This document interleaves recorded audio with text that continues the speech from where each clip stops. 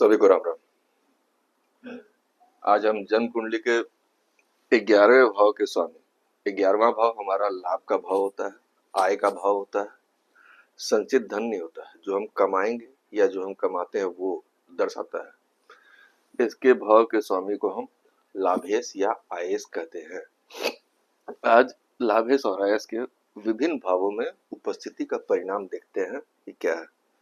गर्मी बहुत बढ़ रही है, हालत खराब है, क्या कीजिएगा, ये प्रकृति का नियम है। तो चलिए आज लाभेश को देखते हैं कहाँ कहाँ क्या देता है। तो लाभेश को लगन भाव में रखकर देखते हैं कि वो हमारे ऊपर कैसा प्रभाव डालता है। जातक जिद्दी होता है। अगर लाभेश लगन भाव में है तो जातक जिद्दी होता है। जिद के कारण वो अपना नुकसान भी कर लेता है। लोभ के कारण मान अपमान का भी ध्यान नहीं रख पाता। वो किसी लालच के वश वो उस चीज का ध्यान नहीं रख पाता है और उसका अपमान भी होता है। फिर जातक को अपने लालच के कारण कहीं मान सम्मान भी मिलता नहीं है और जातक समय से अपना काम पूरा कर ही लेता है किसी न किसी तरह से। अब लाभेश अगर द्वितीय भाव धन भाव में अगर आ जाता है तो यहाँ अशुभ ग्रह अच्छा परिणाम दे जाते हैं। साधारण धनी के साथ यह अल्पभोजी कम खाने वाला भी होता है।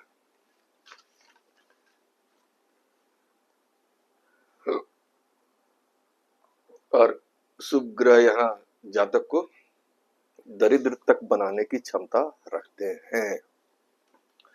लाभेश अगर तृतीय भाव पराक्रम भाव में आ जाए तो यहाँ शुभ लाभेश जातक को उसके बंधुओं से समय पर सहायता दिलाता है।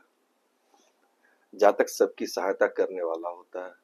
अगर लाभेश पापी ग्रह हो तो जातक अपने लोगों पर शस्त्राघात माने शस्त्र से आघात करने में भी पीछे नहीं हटेगा। थोड़ा सा ये खतरनाक है, उसकी जान भी ले सकता है या कोशिश करेगा। लाभेश 11वें भाव का स्वामी अगर चतुर्थ भाव में आ जाए तो यहाँ लाभेश को आयु लंबी प्रदान कर देता है। जातक का पिता से निकटता कुछ ज्यादा रहता है। जातक के आय के स्रोत अच्छे होते हैं। जातक धन संग्रह भी कर ही लेता है। लाभेश अगर पंचम भाव में आ जाए शिक्षा और संतान और प्रेम के इसमें भाव में तो फिर पिता के साथ जातक का प्रेम तो रहता है, साथ ही संतान के कारण जातक को ख्याति भी प्राप्त होती है, यश धन भी मिलता है जातक का अपने संतान के कारण। जीवन के मध्य में आर्थिक संकट के कारण जातक को थोड़ा सा मानसिक तनाव हो सकता है मध्य आयु में। छठा भाव शत्रु भाव में अगर लाभेश आ जाए तो लाभेश छठे स्थान में गया हो तो जातक रोग से त्रस्त और अपने ही कर्मों से शत्रु बनाने वाला होता है। जातक के साथ चोरी की घटना भी हो सकती है। लाभेश पाप ग्रह हो तो जातक जन्म स्थान से दूर रहकर धन और सम्मान कमा लेता है। अगर ऐसा स्थिति है तो जातक को अपने जन्म स्थान से दूर रहना ही हितकर होगा। सप्तम भाव जीवन साथी वाले भाव में अगर आ जाए लाभेश तो जातक का पहले तो अपने जीवन साथी के साथ पटेगा नहीं और दूसरा बाद में उसके साथ अगाध प्रेम भी हो जाता है। जीवन साथी के माध्यम से जातक कमाई का स्रोत अपनाता है और ससुराल से भी जातक को सहायता मिलते रहता है। जातक की आयु लंबी होती है। अष्टम भाव में अगर लाभेश आ गया तो फिर जातक को रोगों से पीड़ा मिलता है। जातक को धन का अभाव भी रहता है। मानसिक स्थिति भी ठीक नहीं रहती है क्योंकि जिसको आजकल के युग में अगर धन की स्थिति उसकी ठीक नहीं तो वो थोड़ा परेशान और विचलित सा रहेगा ही। शुभ ग्रह हो तो जातक की स्थिति मोटा मोटी ठीक सी दिखती है।